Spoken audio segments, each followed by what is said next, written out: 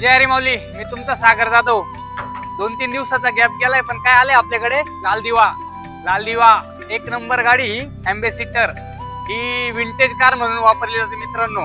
ही गाडी आपल्याकडे MH15 document valid मध्ये आली आहे. डॉक्युमेंट व्हॅलिड, या गाड्यांचे डॉक्युमेंट व्हॅलिड नसता शक्यतो मित्रांनो. आपल्याकडे डॉक्युमेंट व्हॅलिड आली आहे.